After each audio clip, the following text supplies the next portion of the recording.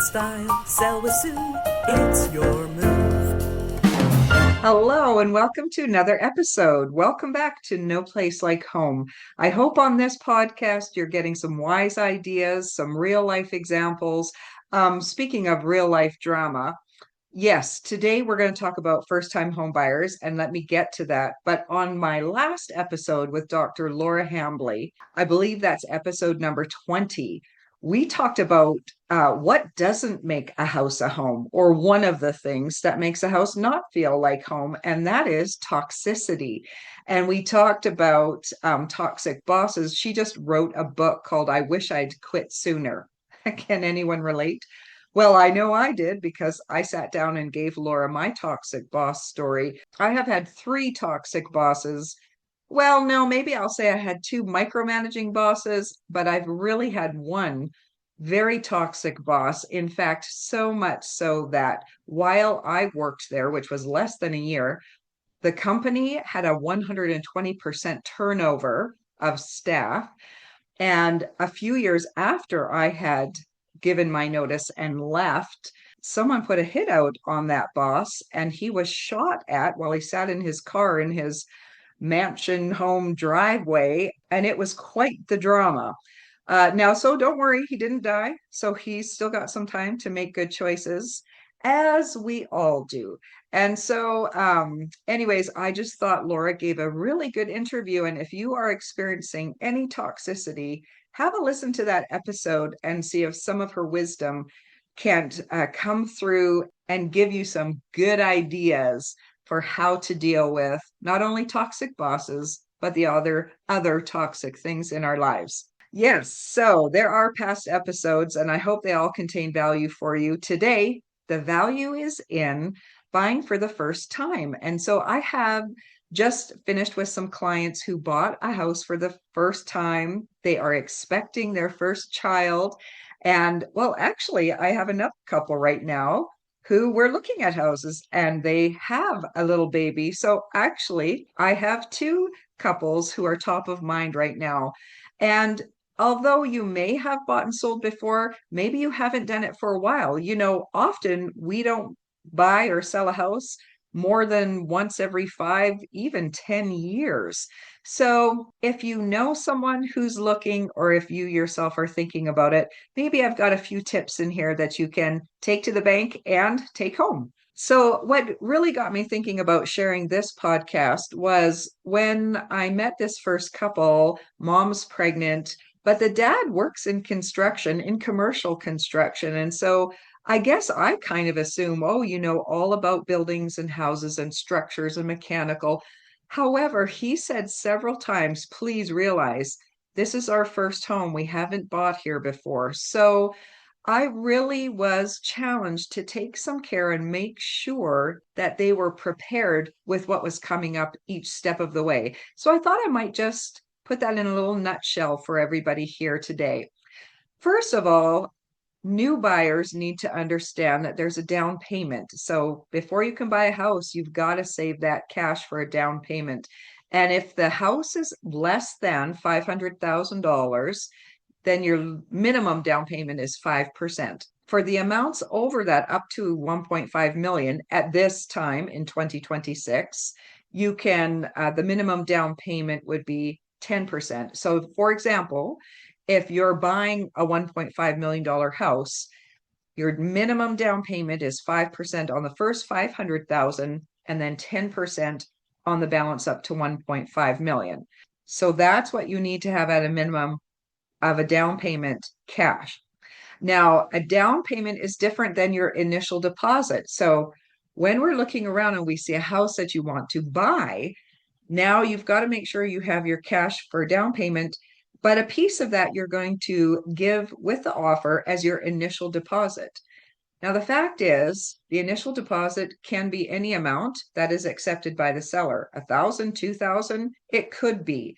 But generally, on a house less than 500,000, generally 20,000 would be a fair deposit, and up to 1 million, maybe 50,000. So it is one of the items that can be negotiated. It just gives the seller sort of that assurance, like, look, you're putting your cash behind this and you're intending on buying this house and not walking away. Now, if you end up not closing and not buying that house, if something comes up during the conditional period, that full deposit is returned back to you. So there's no penalty, there's no administration fee. You get your whole deposit back. And if you go forward and close and possess the house, that part of that deposit, it's a part of your down payment.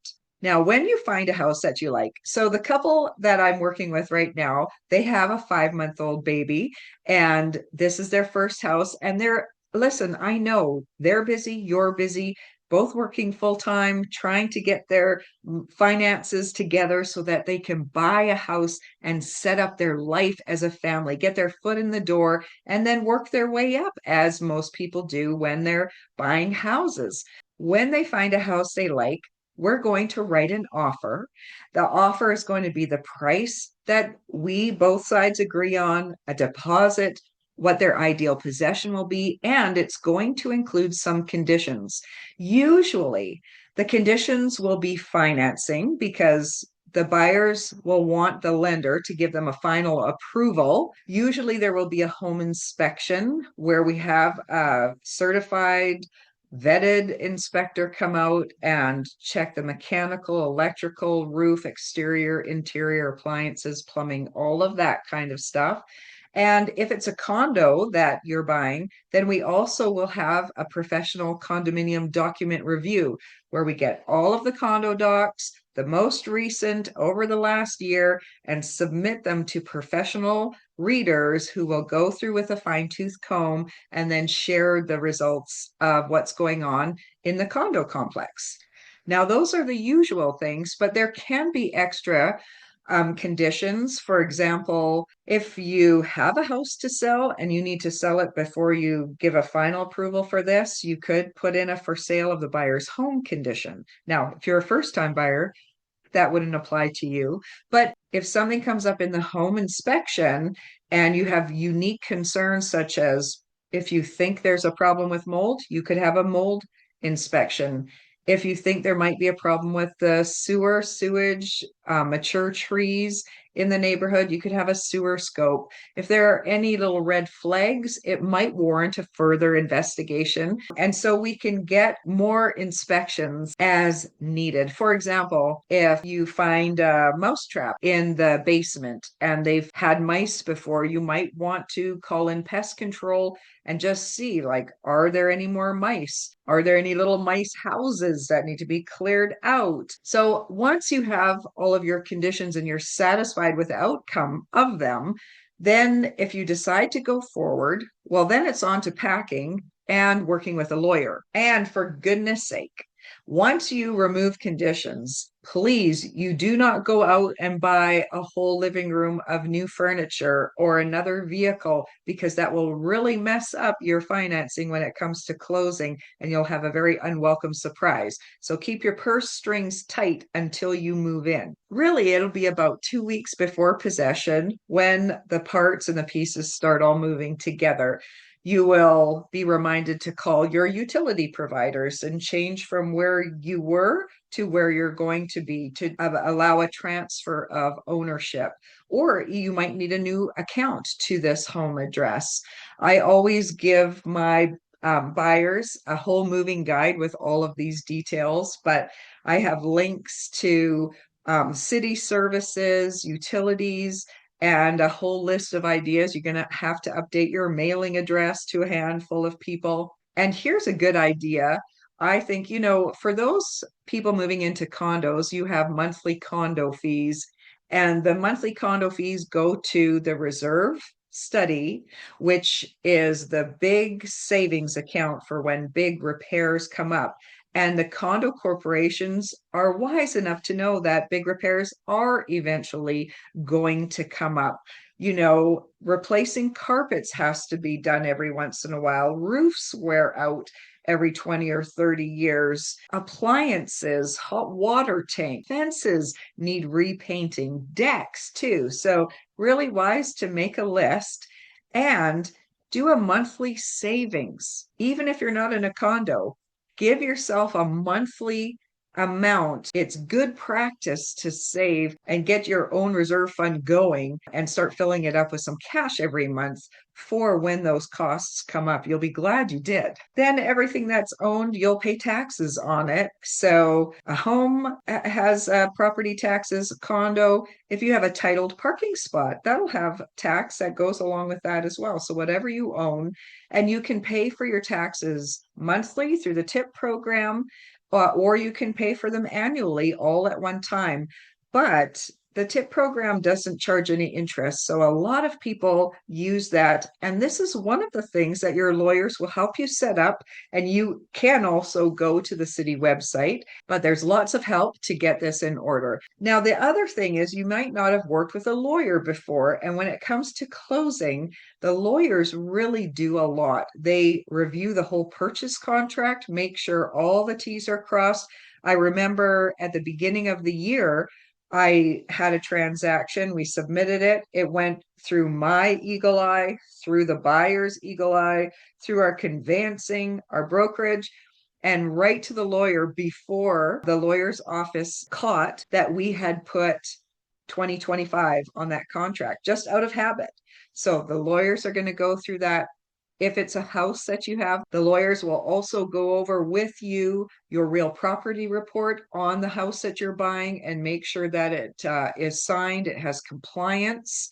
They will review the title of the home, and they will deal with any dower issues. If the last family is going through a divorce, if there's any liens, caveats, anything that's a red flag on the title, they will investigate and help with that. And then they'll also transfer that into your name once possession happens. They will also prepare the mortgage documentation from the lender, and that includes confirming the deposits, the down payment, what the final balance you need to bring to the lawyer's office is going to be down to the penny.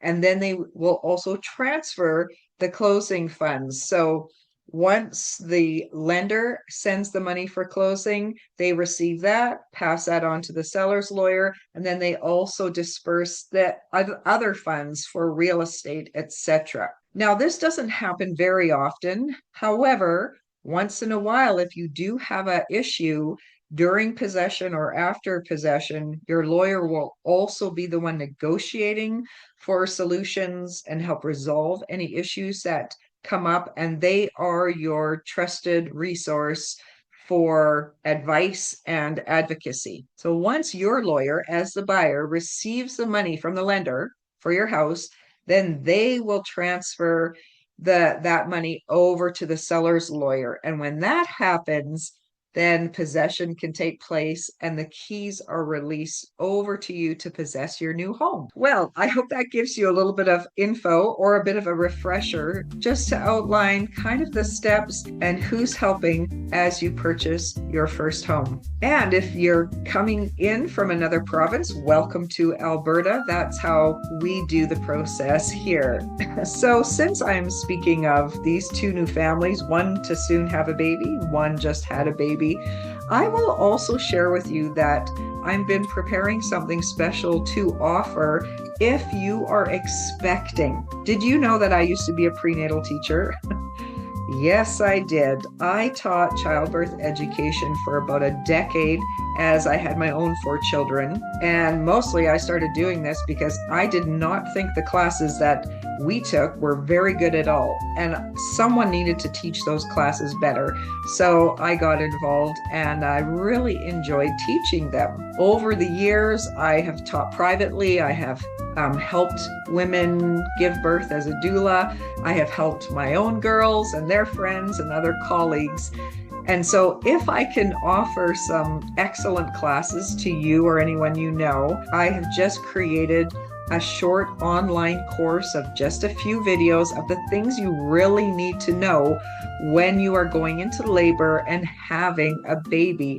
And so you can go to SueStyles.com and I will have a link somewhere on there for you. Or as always, feel free to reach out directly to Sue at SueStyles.com and let's meet for a tea and a talk, whether you're having a baby or whether you need to move. As always, this episode is on the house. Thanks for tuning in, and I look forward to seeing you next time.